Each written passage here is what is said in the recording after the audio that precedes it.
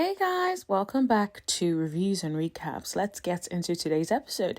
So the episode started when Dakia walked into the Gateway mansion and she hugged Clifton. So they had a little bit of chat, and then Joy basically walked in and she was talking about how there's nothing physically she has to do to solidify her connection with Clifton. But guess what this girl decided to do, guys? She decided to put her bag in the same room as Clifton's. So her and Clifton are sharing a room. That is literally the first bang that we had this episode. I was thinking like, girl, what a way to be like, I claim you and no one else. Like, I was like, okay, intense. And Sabrina, it just seemed like Sabrina wanted to start some mess. I don't know if you guys have watched this episode. For those who haven't watched the episode, you might not know what I'm talking about, but I'm going to try and explain it as much as possible. So Sabrina basically went to Dakia and said, oh, there are 2 bags. I see 2 bags in a room. Dakia was like, ooh. Sabrina then basically asked Clifton, do you think, people are sharing beds together? In my head, I'm thinking Sabrina probably knew it was Clifton, but wanted to stir up some mess when she brought that up, in my opinion, right? So she was like, do you know if people are sharing beds, blah, blah, blah, and do you know stuff is going to happen over, during this trip? And I'm just thinking, that is very childish, Sabrina, but okay. So Clifton pretended like he didn't know what was going on, went into the room and was checking, and then he was like, oh, I know whose bag that is. I know the smell of it. And I'm thinking, okay, I don't understand. Like, I very much think Clifton was aware that they were going to be sharing a room, and I'll explain why as the episode progresses. But anyway, so Tommy walked in as usual. He's like, yeah, I'm gonna walk in and tell you all what the rules are, okay? So he basically mentioned to the guys that Tina was not going to be coming right away, that she was delayed because she was having some car trouble. So I was like, all right, cool. Jonathan basically was saying that he does not know where things are with Tina because she hasn't really been responding. She hasn't really been engaging in the process. And I think I noticed that there was a switch off from Tina after the first 2 dates. So the first date she had with, I believe the name is Wiley, and the date she had with Donovan. I think after that, the second date and everything out after that, she just seems to not want to be there. It could be the way it was edited, but I don't think so, because this episode, it seemed that all of the cast were just like, where is Tina? It's almost like all the guys just felt like she's been missing for a long time, really. So I'm curious to know what's going on there. I bet we'll find out at the reunion if she actually shows up to the reunion. But if she doesn't show up to the reunion, I would not be surprised. It's interesting though. I've been seeing her all over social media hanging out with the old crew from the last season. So I think I saw her with Zadia and the Brown Girl Squad, basically. So, and she was talking about, she doesn't go by what people say about other people, but, she gets to know them, blah, blah, blah. I'm paraphrasing, man.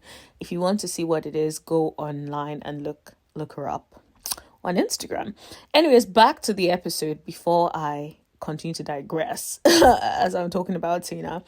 So Tommy basically said, it's a time to get to know people, know if you have solid connections with people, get some vacation in, and whatnot. So basically, Tori and Demetrius decided to have a chat. Now, I don't know who initiated the chat, but let's just say they sat down to have a chat. So Tori was basically asking Demetrius, trying to find out where Demetrius's connection with Sabrina is, and, basically trying to find out whether Sabrina had chosen him. Now, I just kept watching that episode thinking, this guy is so invested in Sabrina, it does not even make any sense. Like, it's almost like, now I appreciate that his feelings are hurt and whatnot, but at what point do you say, do you know what, let me self-eliminate and go back home because this girl does not want me. Now, I'm stooping so low to have conversations with the other guy that she likes to find out information about her. The whole conversation was just made me feel uncomfortable.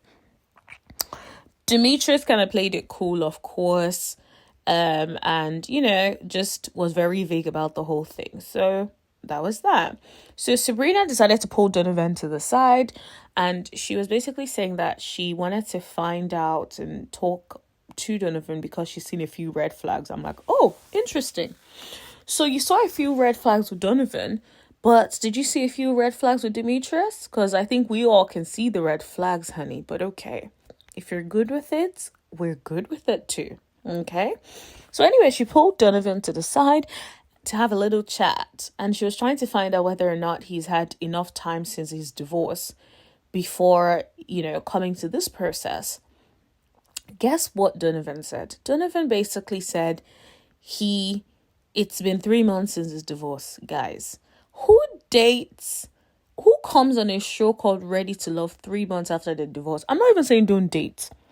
If you want to date, that's a matter for you. But coming onto a show that is called Ready to Love, where it's meant to be people who want to settle down and find real connections, that is not the show for you. You're 3 months into your divorce.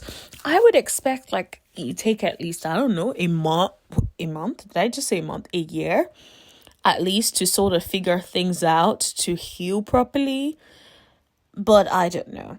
On the other hand, is a source of concern. On the other hand, I just think perhaps, it was one of those ones where they tried to make the relationship work for so many years and it just didn't work out. And he's just thinking, I'm not going to sit here and put my life on pause for a relationship that is over. So it could very much be that. But my concern would be, is he fully healed from that situation? Is he actually ready to love anyone? Not even talking about me now, but is he ready to love? Because that's like moving really quickly. So anyway, Sabrina was basically talking about she wanted to find out, because she wanted to make sure she's not wasting time with someone who wants to play the field. It's interesting that she said that, right? But at the same time, she still recognizes that Donovan has his so-called red flags. And yet she hasn't really done anything about it. In a way, I think she also it's either she's very indecisive or she sort of wants to just get to the end. Because if that 3 month thing does not work for you, why not say to him, okay, that 3 months thing gives me cause for concern because I'm concerned about this, and this. But you're not bringing it up because you're not trying to find a true connection. Or if you're trying to find a true connection, you're very indecisive. You want to string everyone along until you finally make a decision at the end. Or you want to stay till the end. What do you guys think? Do you guys think she's just doing all of this and trying to play all the guys together so she can stay until the end? I don't know. Let me know what you guys think. Anyway, so now Carmen, so it's just like in the living room, all the guys were cooking and Paul was eating. Carmen was literally like rubbing her hands on Paul's head. I was like, okay. It was just very intense. She was definitely making him feel comfortable. It was almost like she was pulling him into her little web. And I was like, okay. And so Paul basically was saying to her about if connections are solid, the connections will show up. Basically insinuating about Tina, right? And you should have seen Carmen. Carmen was relishing the opportunity to be like, I won him over this. And I think Carmen is in it for the competition. Honestly, guys, I don't care what you all say. You guys can tell me in the comment section if you disagree. But I personally think she is there to compete with the women. I don't think she particularly cares. She just wants to leave feeling like I'm the prize. I bagged the man that everyone wants. Or multiple guys try to bag me and I ended up choosing one. I feel like that's the vibe she gives me. She doesn't give me the vibe of I am here, I truly want to find love and I truly want to settle down and I truly, want to do this. It just seems like I'm just out here making sure all the guys that want you all want me. And that's that. Anyway, so shortly after, Clifton and Dakia sat outside to talk. It was like there was this awkwardness. You could almost cut the tension with a knife. It's like Dakia was quiet, more quiet than she would usually be. She was like rocking that little chair so much, like, I'ma kill him. You know when someone has done something that you feel is upsetting, right? But they do not mention it and they're talking to you about other things with no mention of the thing that they did wrong. I feel like that's what it was. Dakia was upset because Joy and Clifton were sharing a room, especially because she has a connection with Clifton, right? So she's thinking, why are you all sharing a room when we were out here talking all sorts of things before we got to this trip? And you're sharing a room with Joy,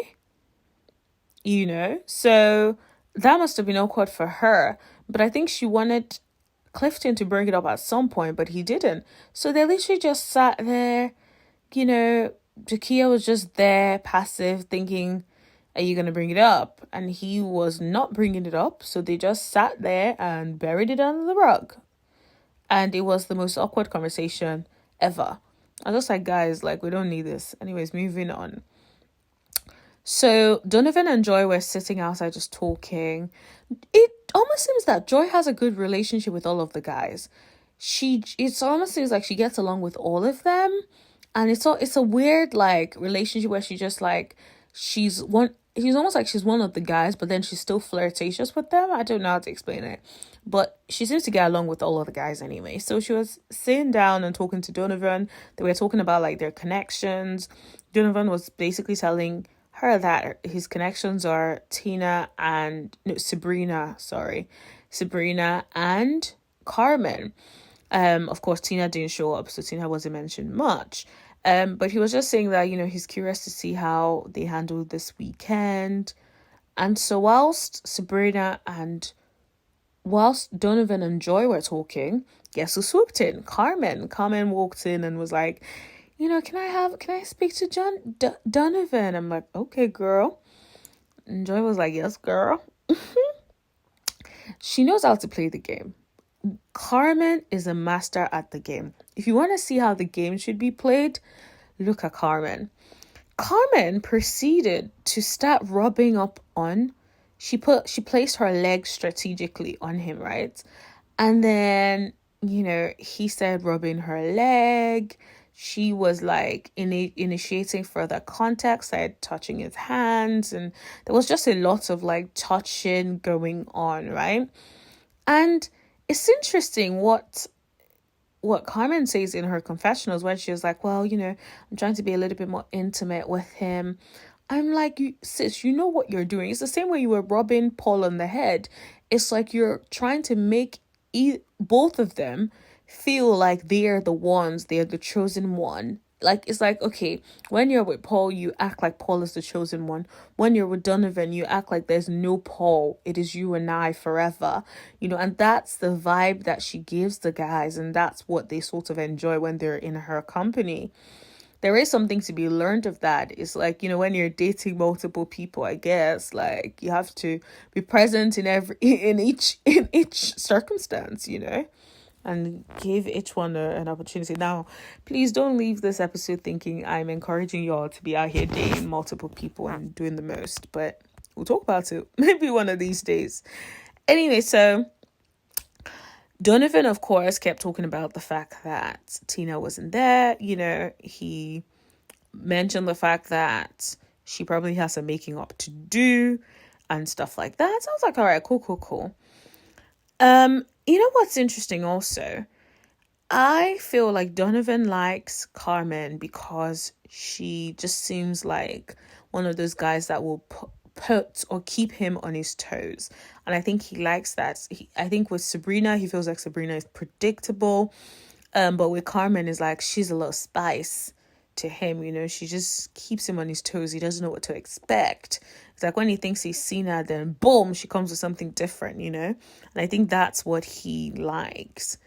Yeah. Anyway, so now the guys started talking about Tina.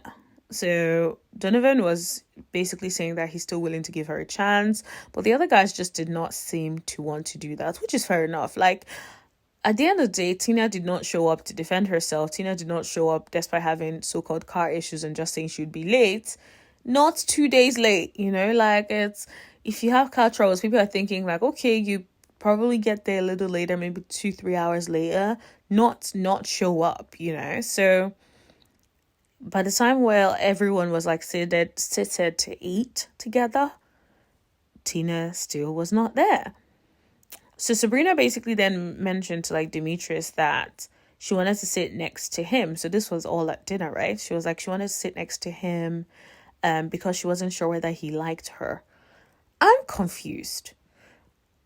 Well, it seems like I wasn't the only one that was confused, because Demetrius was confused as well. Demetrius was thinking like, Demetrius was probably thinking what I was thinking. It's like, Sabrina, how you finna tell me or say to me like, I don't think you, I wasn't sure whether you liked me. Like, what are you talking about, my girl? What are you talking about? You guys have been going on about having one of the strongest connections. So what is that? Now, in my opinion, she shouldn't have been messing with Demetrius in the first place, because from day one thing Demetrius has been is lax. He has not put in any effort from day one. So I don't understand why you suddenly think he would put in efforts. It just doesn't make any sense. So I don't know, but Demetrius was confused in this moment, and so was I, and probably so would be some of y'all, because I did not know where that came from. Anyway, so it was sleepover time. All the people were in the living room, just all chilling. And then guess who walked in? Clifton and Joy. They walked in with onesies, guys. They walked in with onesies and they were doing their little dance together. They were doing dance, and it almost seemed like they definitely planned it, because how did they know they were going to be coming with onesies and would both wear the onesies at the same time and roll up to meet the other group in their freaking onesies? Like, guys, seriously, is that what we're doing now? Now, I honestly felt bad for Dakia, because Dakia is the one that has to sit through this and watch this. Because first of all, Clifton did not even try to even spend time with Dakia. He didn't even give her the time of the day. He didn't try to do anything cute for her. Nothing. It was like, yo, you're my second choice. I'm going to just keep you here because I need to keep you here while I decide what I want to do with my other connection. I would sleep in the same room with my other connection, whilst you just stay there and keep me in the game. That's pretty much what it's given. I'm not here for it. But yeah, I felt bad for Dakia. She was definitely visibly upset. Like, if you looked at her face, she was not having any of it. Anyways, Mr. Tory decided to finally have a chat with Sabrina, which I'm like, it's been a long time coming. You guys should have had this sit down 2 days after that freaking Demetrius and her nibbling on Demetrius's ear. Like, you guys should have had that. You should have squashed it. You guys should have moved on. But he didn't. Instead, he decided to continue to be passive aggressive, and he messed up the whole thing in the process. Anyway, so back to their own little chat. They sat down and they talked, and Tori was basically saying that he feels like they connected since the bonfire, blah, blah, blah. And Sabrina basically brought up the fact that it's been a while since they had talked. And she basically said, guys, how do I break this to y'all if you've not watched this? She basically said, yo, let's just be friends. Tori was upset, of course. But Tori basically said, like, when they initially came, they had more energy than to just be friends, blah, blah, blah. But Sabrina was like, I see it more like friends. And that was that. And I don't blame Sabrina, because Tori, if you're listening to this, Tori, listen well. Tori has been moving real suspect. He's been moving like an emotionally, I don't even want to say it because it's rude. I'll rephrase. He's been moving really mad. I feel like that's probably the best way to say it, because he's been moving like someone that is led and consumed by emotions. You came on a show called Ready to Love, where people date multiple partners, right? Now, why are you so upset because she's doing what she has come on the show to do? It doesn't make any sense. So I'm highly like disappointed in the way he handled it completely. And I don't blame Sabrina for not having any more feelings for him, because the way he's been moving like one that is ruled by emotions. He could not see past it. Guys, she nibbled on someone's ear. I understand it's upsetting, right? I honestly get it. But you signed up for a show where your babe is, or I don't want to say your babe, where whoever it is that you are into could be dating multiple people. And she was, and you were aware of it. But you thought you would be the chosen one. And because she did not choose you in that moment, your ego was bruised. And now you keep acting like she owes you something. I just think, Tori, I feel like you need to do some work on yourself first before you can date anyone like Sabrina. Now, and even if it wasn't anyone like Sabrina, before you can date, now I understand that dating in the real world is different, because like the person you're dating is probably not dating other people. However, you come across as someone who is easily wounded. And I keep saying like I'm speaking to him, but I really believe that he comes across as someone that is easily wounded. And when he's wounded, he cannot, unlearn or deal with his feeling. He's just led by that after that. It's like you do something wrong to someone and all they can see is what you did wrong. Even after you've apologized, even after you move forward, even after you've tried to make amends, that's all they can see. He comes across as that kind of person. And in dating, that it would be so hard to date and live with someone like that. So I think he still has some work to do on himself. But then again, who doesn't? He does seem like a nice enough guy though. Just saying. Anyway, so back to Clifton and Joy. They went to bed, woke up the next morning. It seems like both had nice things to say about their night. So I wonder what happened that night. But we're adults, so it is what it is. So they then sat by the riverside and talked about their connection. And it seemed that even at that point in time, Clifton still did not say that he chose her. And that's interesting, because it seems like Joy is the one that is claiming Clifton with everything that is within her. But Clifton is not really claiming her, so to speak. He's not openly saying to her, you are my first choice. You are who I want to be with. He isn't. He sort of left it open. I don't get that.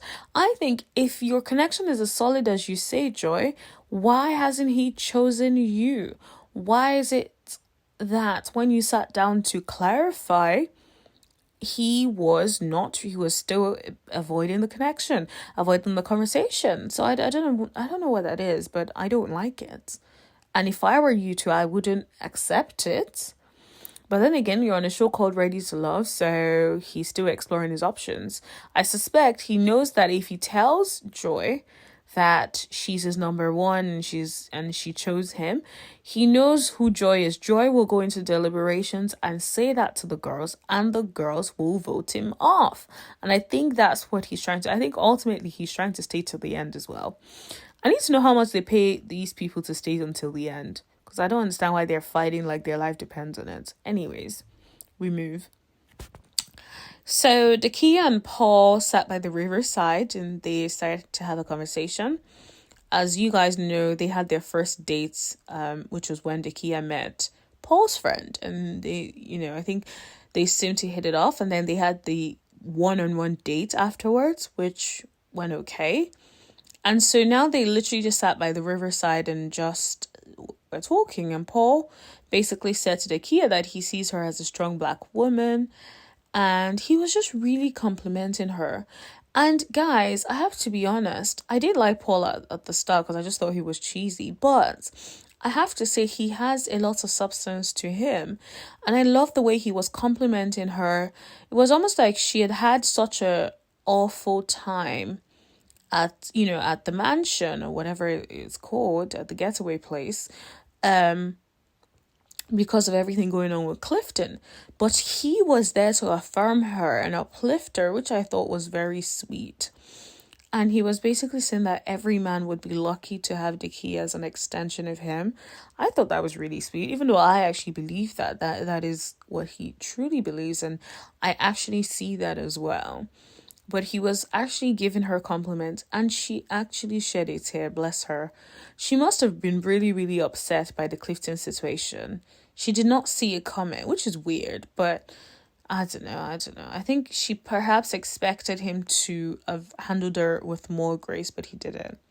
I think he just kept her in the game because he wanted to stay on the show. I feel like that's what that was, because the connection that she so-called had with him, it didn't seem that like it was of substance as such, if I'm being completely honest.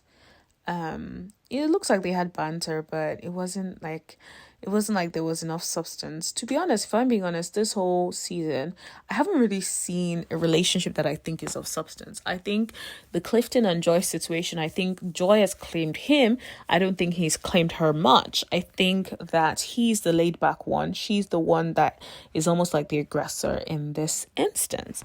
So I don't really know how that's going to pan out. And for the other people, I don't really think they've formed genuine connections. I think Demetrius is laid back, does absolutely nothing. I suspect that, he's more of the absolutely, like, I just provide for my family, I provide for my wife, and that's that. You don't expect me to do anything else. I provide for you. I get that vibe. That's the vibe I sort of get from Mr. Demetrius. So I don't think I've really seen like connections like that. Anyways, fast forward, nephew Tommy comes back in for the eliminations and pulls the girls to the side. So nephew started asking them like, who's your strongest connection? Sabrina was like, it's the 2Ds. Of course, that means Demetrius and Donovan. Joy said consistently Clifton. I'm like, girl, you've been claiming that man even before he was claiming you, but okay. And then Carmen was like talking about how she likes Paul and Donovan. Tommy then asked her, if you had to walk away with one, who would it be? Guess what? She did not answer that question. She said, I don't know. Ladies, anyone going on Ready to Love, that is how you answer the question. You don't. You keep it vague. If you want to stay, if that's why you're coming on the show and you want to stay until the end, then you can't be answering those sorts of questions. Those sort of questions put you in trouble, guys. Keep your options open. That's all I'm saying. If you don't want to play the game, you better play it well to the end. Like I said, Miss Carmen is there to win, honey. She is playing that game. Anyways, Tommy, I was like, all right, Carmen, you smart. You know how to play the game. You sure do. And so it was elimination time. I don't like how they decided to do the elimination thing. So Sabrina called 2 guys out. It was like the ladies have deliberated and decided Paul come forward. Sorry, step forward, And so when it was time for us to find out who is going to be eliminated, that was when the episode ended. So that was where it ended, guys. But my overall thoughts about this episode, I thought it was okay. I think the only people that sort of gave us a little bit of entertainment would be the Joy, the Clifton, the Dakia situation. Sabrina was being a bone carrier this episode. It was almost like she was being a little messy and, just... I don't know if it was genuine concern or whether she was just trying to get the tea, but whatever it was, she gave us some entertainment. But aside that, I don't think much really happened in this episode. The way next episode looks so interesting though, guys. That preview, if you haven't watched it, go back and watch it. I'm looking forward to natural versus purchased. So there was a face-off with why do I keep saying Sabrina? With Carmen and Dakia. So that would be interesting to watch. I'm looking forward to the next episode. I think forget this episode, next episode is where it's going to be at. Anyways, thank you for listening. Make sure you give this video a thumbs up. Make sure you share and make sure you subscribe and tap that bell for notifications so you know every single time I post. I do reviews and recaps of my favorite shows, Ready to Love, Put a Ring on It, and Love and Married Huntsville. For now, if you want me to do other shows, let me know and I will add those shows to what I do. So thank you very much for watching and see you guys later. Bye.